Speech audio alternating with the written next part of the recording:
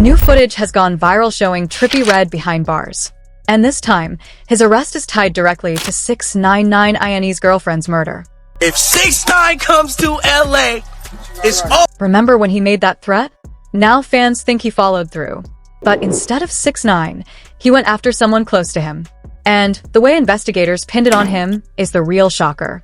Let's break it down. Trippie Redd arrested in connection to 6ix9ine's girlfriend's murder investigation. In just 3 weeks, the hip-hop world was rocked by two major events.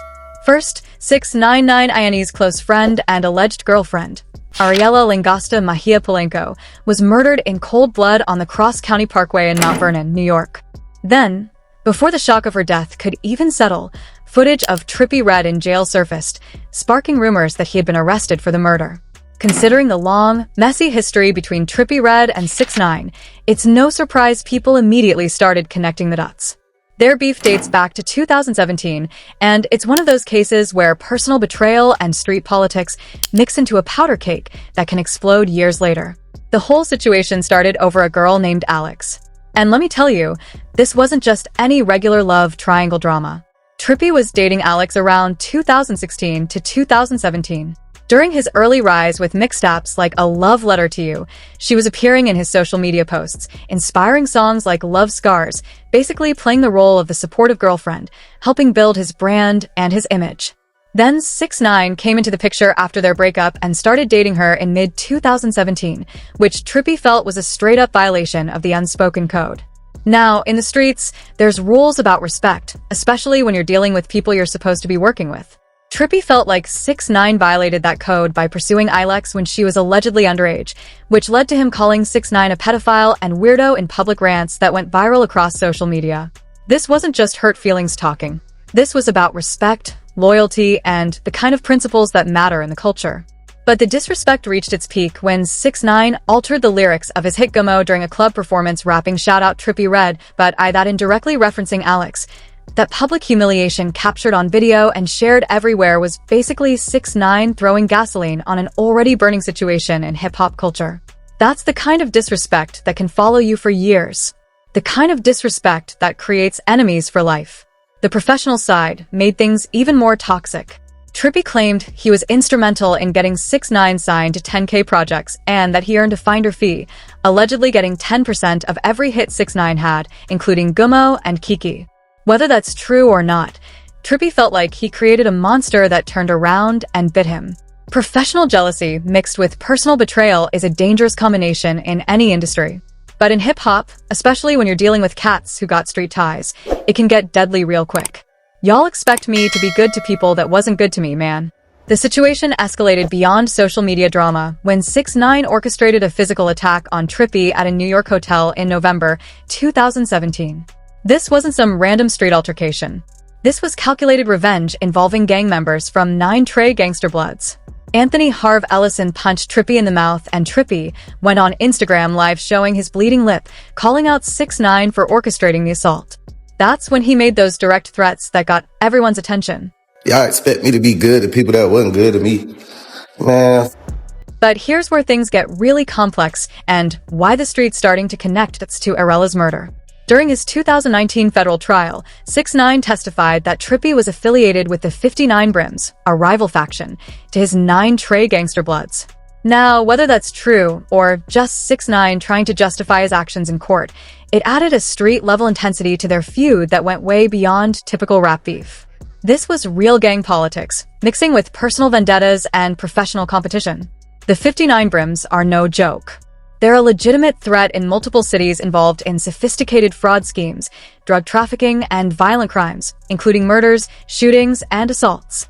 In January 2025, Marvin Mook Pippins, a 59 Brims member, was sentenced to life for murdering Sean Purr, a real right member in Brooklyn. February 2025, 14 members of the 59 Brims and Bloodhound Brims in Brooklyn were charged in a conspiracy indictment for murder and 19 shootings. These ain't no wannabe street cats. These are certified killers with federal cases backing up their reputation. The beef between Trippie and 6ix9ine might have seemed like it cooled down after 6ix9ine's cooperation with the feds in 2019 when he snitched on his 9 Trey associates to get his sentence reduced from life to 2 years. But in the streets, that kind of disrespect don't just disappear. It simmers under the surface, waiting for the right moment to explode. 6ix9ine's cooperation with federal authorities earned him the snitch label and made him a walking target. Prosecutors warned during his sentencing that there is no question that the defendant's life will never be the same because of his cooperation. He and his family will have to take extra safety precautions. That warning extended to anyone in his circle. And Ariela Langosta Maya Polano found herself right in the middle of that dangerous orbit. As the investigation unfolds and new details surface, one thing is certain: the streets never forget. In hip-hop beef and gang politics, revenge doesn't always hit the enemy directly. It often strikes the people closest to him. Whether Trippie Redd truly played a role in Ariela's murder is still unclear, but the timing, the history, and the street politics surrounding this case have everyone watching closely. This wasn't some random act of violence. It was a calculated move. So, let's break down how Ariela's final moments unfolded. 6ix9ine's inner circle targeted in deadly street hit. Ariela Maya Polano, known as Ariela Langosta, was found dead in her black Mercedes-Benz G-Class on the eastbound Cross County Parkway in Mount Vernon, New York around 8 a.m. This wasn't some random violence or robbery gone wrong. Police immediately classified it as a targeted homicide, stating this was not a random act and describing it as an orchestrated attack. When law enforcement uses words like orchestrated, you know somebody planned this execution with precision. Ariela was way more than just another Instagram influencer trying to get famous off 6ix9ine's name. This 33-year-old Dominican woman had built her own lane in New York's nightlife scene, working as a bartender, dancer, and model with over 566,000 Instagram followers. She was returning from a shift at Icon New York Lounge in Manhattan, where she worked as a beloved hostess and bartender, grinding to support her 2 children and maintain her lifestyle. The scene of the crime tells a story of pure violence. Her Mercedes showed shattered windows and multiple bullet holes, with the Westchester County Medical Examiner confirming she died from multiple gunshot wounds. Whoever did this wasn't trying to send a message. They were trying to send her to the grave, and they succeeded with ruthless efficiency. Now, here's where 6ix9ine's world gets complicated. Ariela appeared in his 2023 music video for WAPE and performed with him at venues like Toboga Room in New York, making her a visible part of his inner circle. While some media outlets incorrectly labeled her as his girlfriend, sources like TMZ and USA Today clarified she was a close friend or associate, which actually makes the situation more interesting from a street perspective. 6ix9ine's reaction to her death revealed the depth of their bond. Upon August 18, 2025, he posted emotional tributes on his Instagram stories, calling her a tremendous woman, the Queen of New York, and my sister, writing, "You supported me in everything. New York won't ever be the same. I loved you." He also shared videos and photos of them together set to a Ventura's Obsession, which he noted was their favorite song. What makes 6ix9ine's tribute significant is how it contrasts with his usual provocative persona. This man who built his career on trolling and controversy showed genuine vulnerability, posting in Spanish, "Yote I love you," and Mobra, a term of endearment. His use of sister and the emotional tone of his post was atypical, underscoring the sincerity of his grief. The timing of her murder, just 6 days before 6ix9ine's arrest on August 23rd for violating supervised release terms, created a perfect storm of speculation. 6ix9ine was arrested for violating probation terms, including unauthorized travel to Las Vegas, failing drug tests, and missing mandatory drug screenings. While these violations had nothing to do with Ariela's murder, the proximity of events got people talking about connections that might not exist. But here's the real street tea about how 6ix9ine's feuds and gang history put everyone around him at risk. This man's cooperation with federal authorities in 2019, where he testified against 9 Trey Gangster Bloods members, earned him the snitch label and made him a walking target. Prosecutors warned during his sentencing that there is no question that the defendant's life will never be the same because of his cooperation. He and his family will have to take extra safety precautions. The streets don't forget when someone breaks the code of silence. Bro's a weirdo, bro. He be coming to my sessions, he'll sit there and be quiet, act like a bitch, bro. And he gonna say shit, bro. Like, he always in the cut, like, whispering and on some, like, little weird gay shit. Like, bro is not no savage, bro. Like, he's not really about anything, bro. And the fact that I gave this... In his 2019 testimony, 6ix9ine detailed his role in 9 Trey, stating, "I wanted the aesthetic to be full of 9 Trey," and admitting to providing financial support for firearms, saying, "Keep making hits and be the financial support for the gang, so they could buy guns." His cooperation led to convictions of high-ranking members like Anthony Harv Ellison and Alamaya Newcomb Mack. Social media speculation immediately connected Ariela's death to 6ix9ine's snitching past. Exposed reflected this sentiment with comments like, "That's why you don't date walking targets." And to be in close proximity to him is crazy. Nothing good being said about it. Some users posted, "Was she snitching, too?" suggesting she might have been targeted for perceived disloyalty in gang circles. The nightlife venues where Ariela worked provided their own tributes that painted a picture of who she really was. Icon New York posted on Instagram, "Today we lost our shining star, Darila Langasta. Our hearts are broken. Your joy, your humility, and the way you treated everyone with so much care always made you stand out. Thank you for giving so much love and support to our home, which also became yours." Starlets of New York added, "The entire Starlets family is deeply saddened by the loss of Darila Langasta. She was a one-of-a-kind soul, a beautiful friend, loving mother, and daughter whose smile and energy lit up every room she entered." These tributes show she wasn't just someone riding 6ix9ine's coattails. She had her own relationships and reputation in the community. But there's another angle to consider. Reports indicate Ariela was also romantically linked to Nat Cartier, described as a suspected gang leader who was taken into custody for questioning after her death. This connection suggests her murder could be tied to Cartier's alleged gang activities rather than 6ix9ine's past.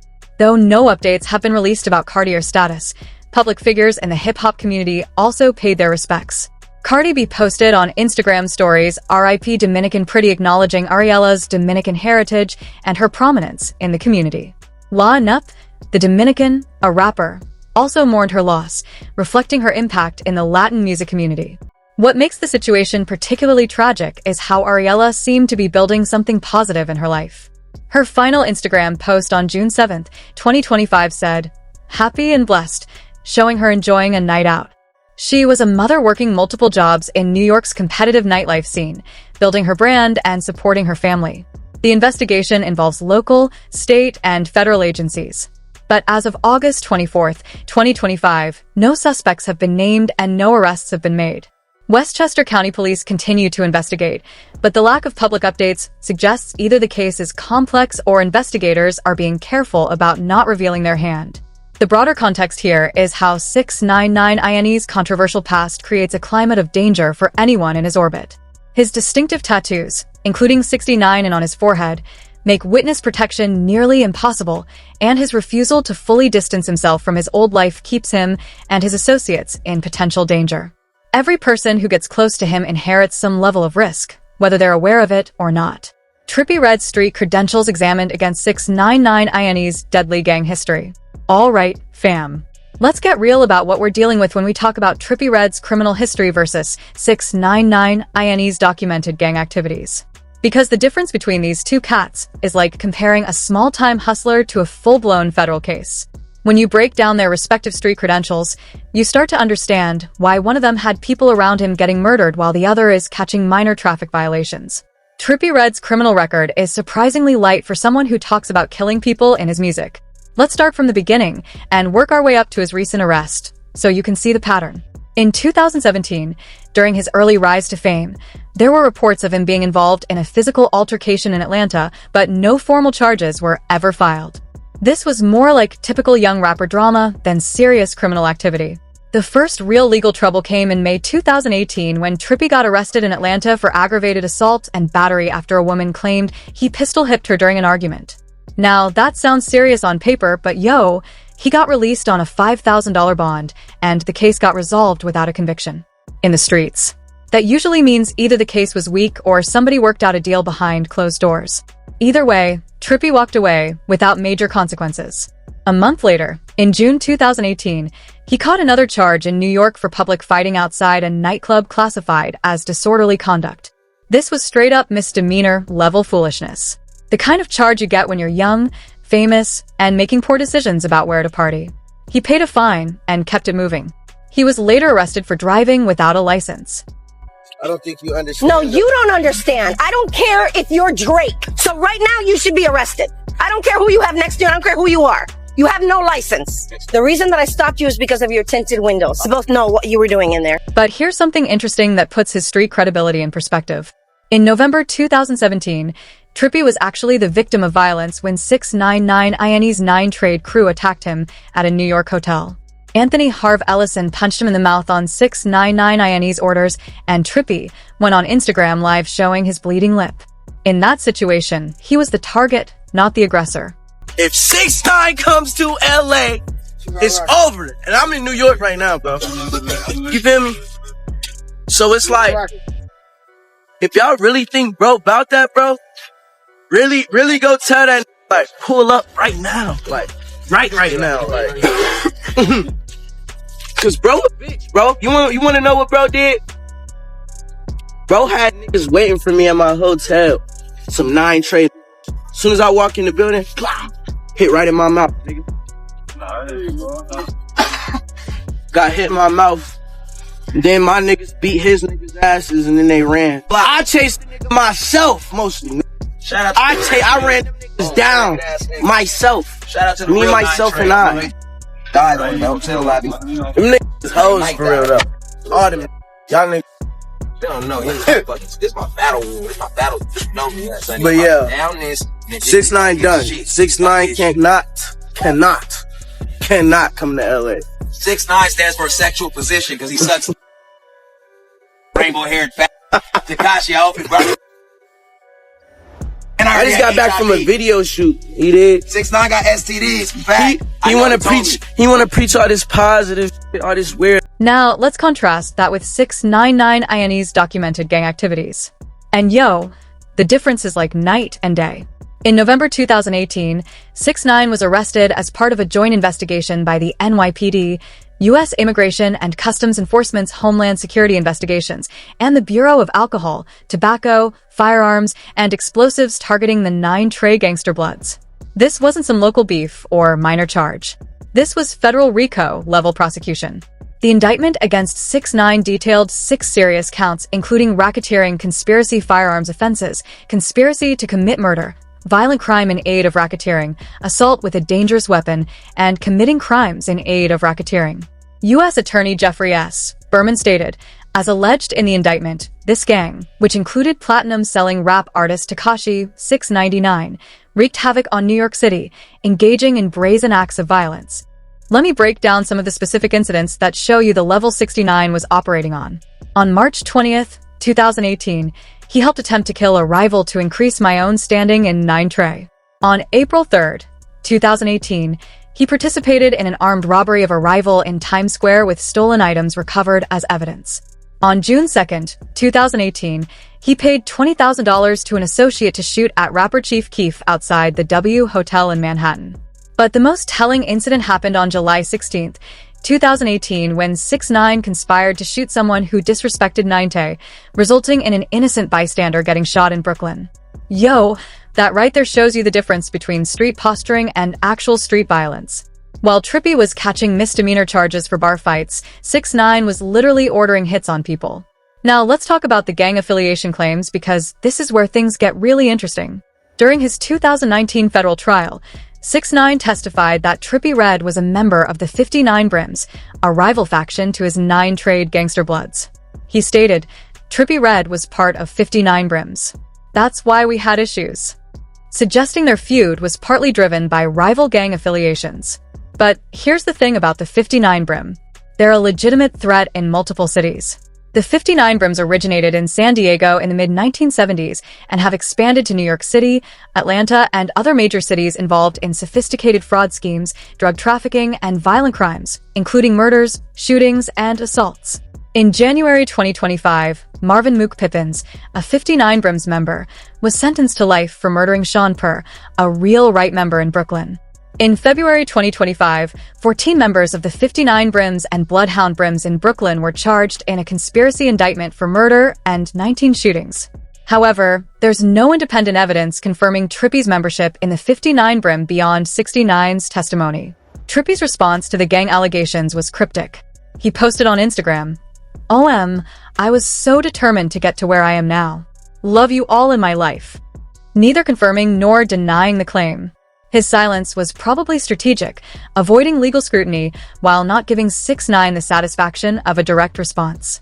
Trippie's early association with a 4,800 inches group in Canton, Ohio, where he joined the Bloods as a youth, appears to be more of a neighborhood cultural affiliation rather than active gang involvement. His older brother, who made music as Dirty Red, was killed in a 2014 car accident, and Trippie has cited this loss as motivation for his music career rather than gang activity. The credibility issue with 6ix9ine's testimony is significant. This is the same man who cooperated with prosecutors to reduce his potential life sentence down to 2 years. And his history of trolling and provocative behavior makes everything he says suspect. His attorney, Lance Lazaro, defended him by saying, "People who call Mr. Hernandez a coward for testifying are the real cowards." But in the streets, cooperation with authorities is seen as the ultimate betrayal. Now, here's how 6ix9ine's documented gang activities put people like Ariella at risk. His cooperation violated the street code against snitching, and prosecutors noted there is no question that the defendant's life will never be the same because of his cooperation. He and his family will have to take extra safety precautions. The March 2023 assault on 6ix9ine at an LA fitness gym where he was brutally attacked by multiple men and required hospitalization shows that the threats against him are real and ongoing. That's how they supposed to treat you. Oh, Mickey Mouse had clown that. Go ahead. Take a picture. Go ahead. Take a picture. I want to be famous now. I want to be famous. Fuck. Yo, they just jumped 6ix9ine, bro. Yo, homie, I'm not gonna lie, bro. I'm a fan, bro. No, I'm a fan. I'm just saying, bro. I'm a fan, bro. I know, I ain't jumping, bro. I'm just saying. While no direct evidence links this attack to 9 Trey retaliation, the speculation was immediate and widespread. Anyone in 6ix9ine's orbit inherits some level of this risk, whether they're romantically involved or just close friends like Ariella. The difference in how these two artists handle conflict is telling. While Trippie's 2018 track, I Kill People, included violent imagery, it was artistic expression common in hip-hop rather than documented criminal activity. 6ix9ine, on the other hand, admitted in court to participating in actual violence, stating on or about June 2nd, 2018, in furtherance of 9 Trey, I paid a person to shoot at a rival member of 9 Trey to scare him. By 2025, both artists have moved in different directions. Trippie's most recent legal issue was the July 4th Miami International Airport arrest for a 2023 warrant related to driving without a license, from which he was released on a $150 bond. Meanwhile, 6ix9ine was arrested on August 23, 2025 for violating supervised release terms from his federal case, including drug possession and unauthorized travel. The tragic reality is that Ariella's murder, whether connected to 6ix9ine's past or not, illustrates how gang affiliations create ripple effects that can destroy innocent lives. While Trippie Red's alleged 59 Brims connections remain unproven and his criminal history shows minor infractions, 6ix9ine's documented involvement with 9 Trey created a climate of violence that potentially put everyone around him at risk. The streets don't distinguish between romantic partners, close friends, or business associates. If you're in somebody's orbit and they have enemies, you become a target by association. If you enjoyed watching this video and wouldn't mind more of such content, make sure to click on the card showing on the screen.